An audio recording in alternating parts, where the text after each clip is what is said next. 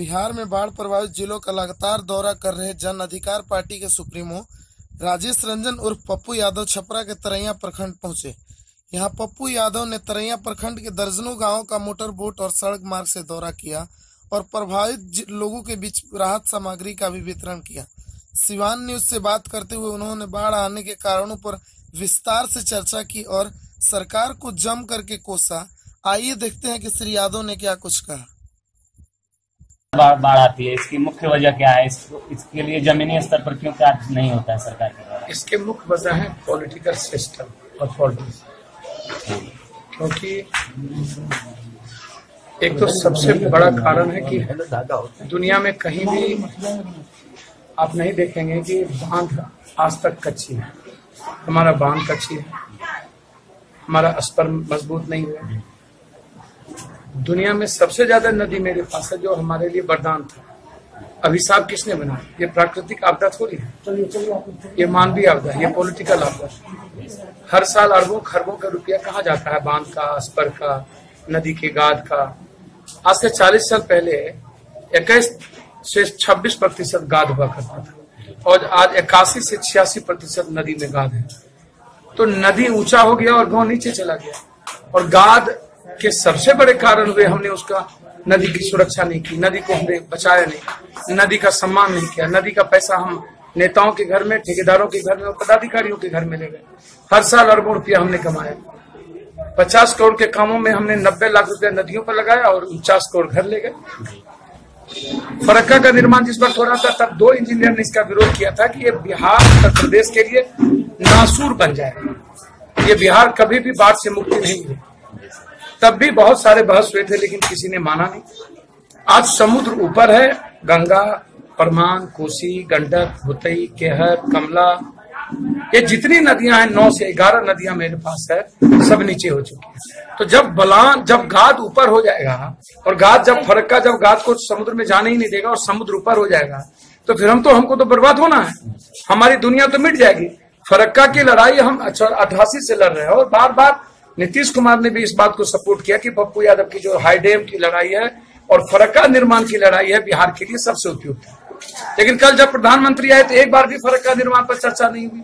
सदन में हम 100 बार यह सवाल उठा चुके हैं कि फरक्का को या तो तोड़िए या तो पुनर्निर्माण करिए, अन्यथा हम मजबूर हो जाएंगे कि हम आपको किसी भी तरह का टैक्स नहीं देंगे। सबसे हमारे गरीबी में भ्रष्टाचार और नेता तो सबसे बड़ा दोषी है, बाढ़ उससे बड़ा कारण है कि हमने प्रकृति के नेचर को विलुप्त कर दिया, समाप्त कर दिया। सर ये बताइए कि अभी जो सत्ता में कुछ दिन पहले तक जो पार्टी थी आज रैली कर रही है और बाढ़ पीड़ितों के बीच में जाने के बजाय ये लोग रैली और अभिनंदन समारोह में व्यस्त हैं, इस पे आपकी क्या? देखिए, शरद और नीतीश कुमार शक्ति परीक्षण कर लिए कुछ दिन पहले 19 तारीख को, जब बाढ़ तूफानों पर हवाई सर्वे किए नीतीश कुमार और गायब हो गए।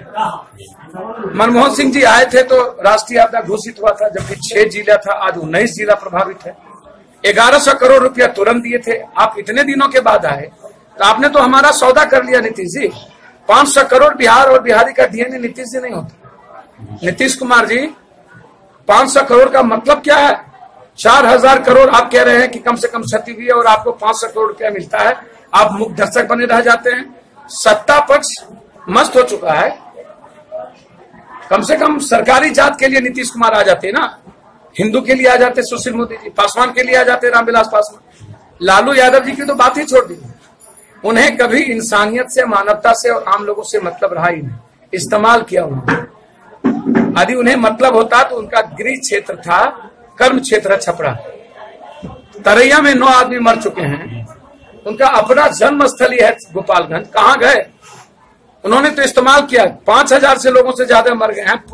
उन्हें क्या अन्न का पुत्र नहीं है? कब उन्होंने समाज को लेकर के 15 साल 20 साल तो वो भी मुख्यमंत्री रहे। ये जो गाद और आज जो नदियों का सबसे बड़ा कारण है, इन दोनों भाई में सबसे बड़ा जिम्मेदार तो दोनों भाई है।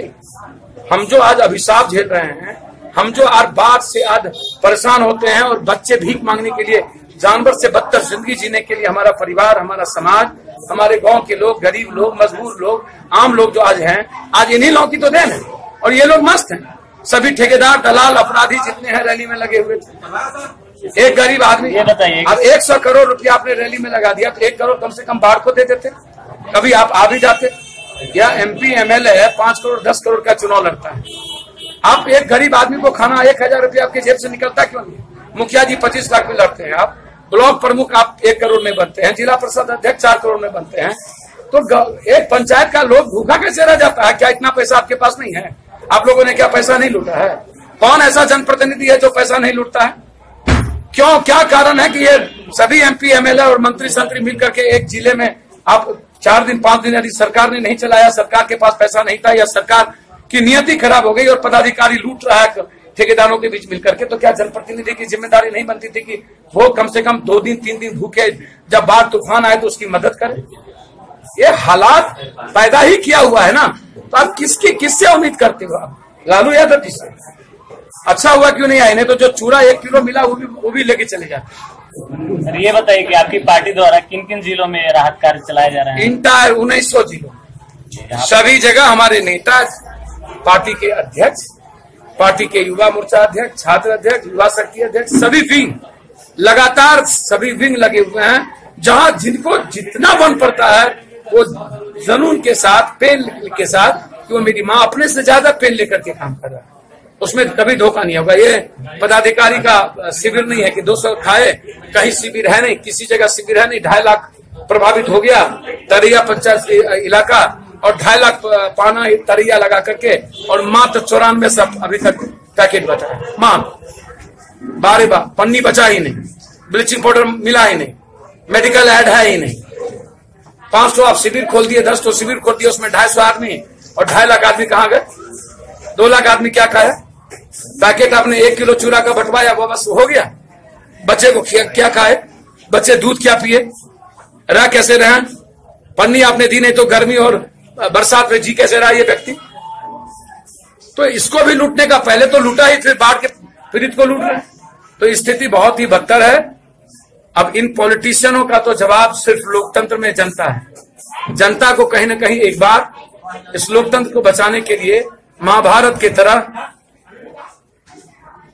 अर्जुन ने जिस रास्ते को अपनाया था ना, और कृष्ण ने जिस तरीके से अर्जुन का साथ देकर के रावण नरसंहार किया था कंस का, इन नेताओं, जो सबसे बड़ा कंस ही नहीं, रावण नहीं, जल्लाद है, इनका नरसंहार, इनका होना बहुत जरूरी है। किसी न किसी को अर्जुन बनना पड़ेगा।